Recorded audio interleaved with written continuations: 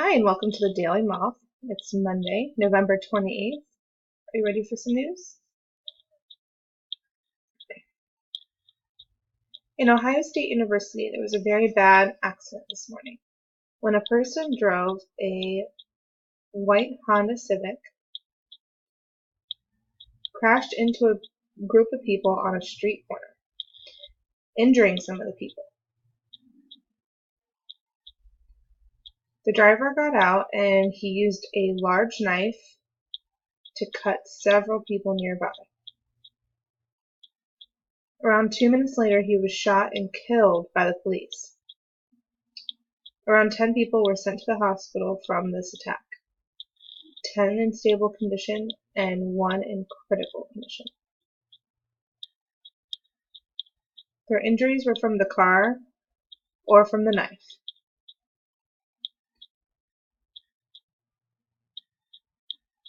This is a very scary incident, and it was first reported in the news this morning as a shooting, and this might have been because people heard police officers shooting at the suspect.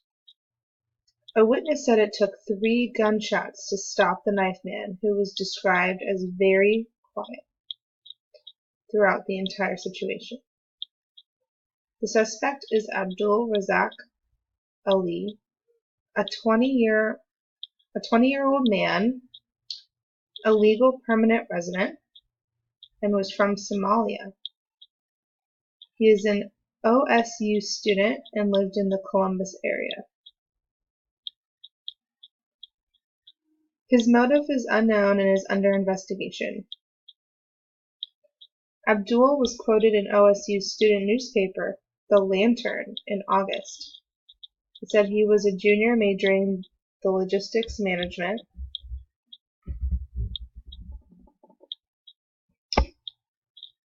He said he was Muslim and said that OSU was so big that he didn't know where to pray and was scared to pray out in the open because of everything going on with the social media.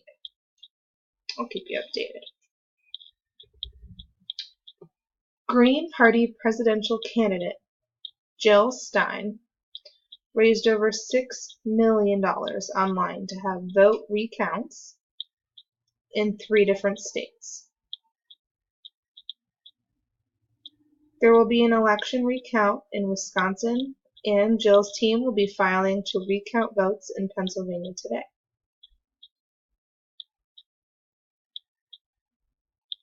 Then she'll try to get recounts in Michigan this Wednesday, if there are enough funds. Jill's team is doing this because she feels there needs to be verification of machine-counted vote totals. She says there is a data that suggests a need to verify them, saying there are statistic abnormalities.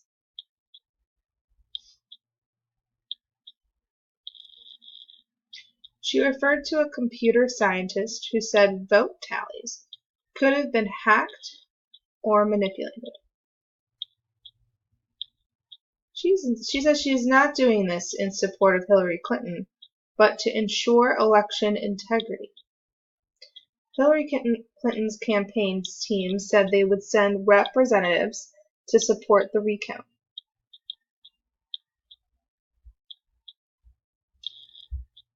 There has been no evidence of hacking or irregular activity. We'll know for sure after the recounting is finished. The Obama administration said the federal government did not see an increased activity or any malicious cyber activity on Election Day, and assured that the process was good. President-elect Donald Trump thinks this whole thing is a scam. All 3 states was won by a large number of voters,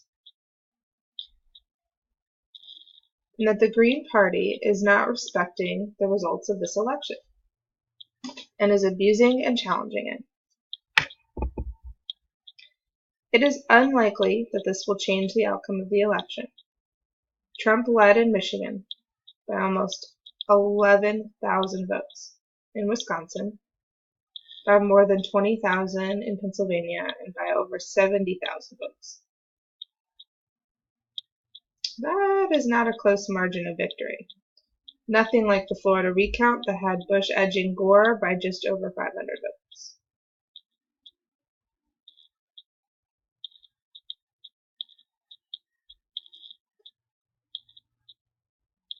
Hillary's campaign team lawyer said that they know that the margin separating Trump and Hillary is very high and hard to overcome, but feels that their campaign team should be a part of this effort. Trump's chief of staff picks, Reince Priebus, said it's a complete and hypocritical joke and a waste of everyone's time and money.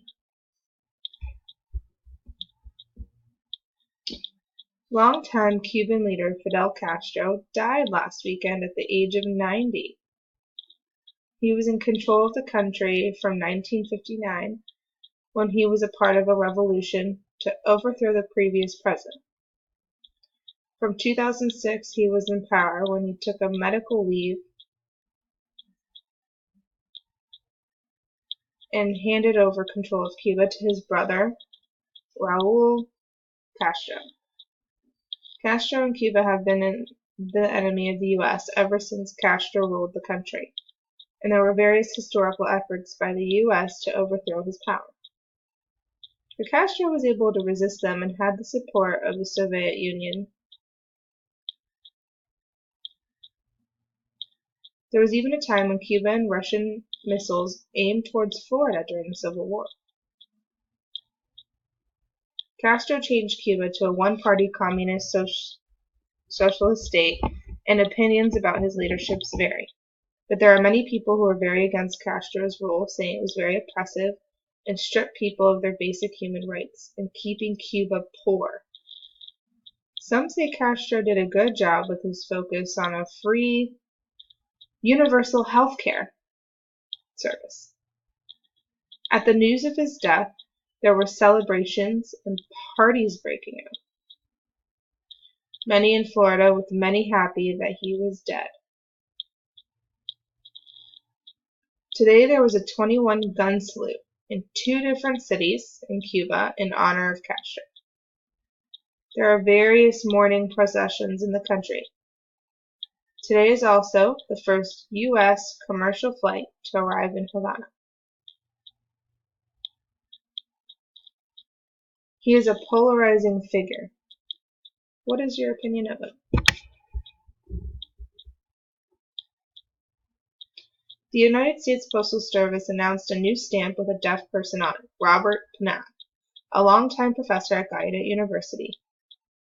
He will be on a Distinguished American series and will be the 16th stamp in the collection.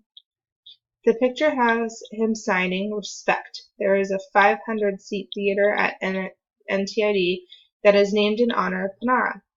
He taught English Deaf Studies literature and was a talented ASL poet. He passed away in 2014 at the age of 94.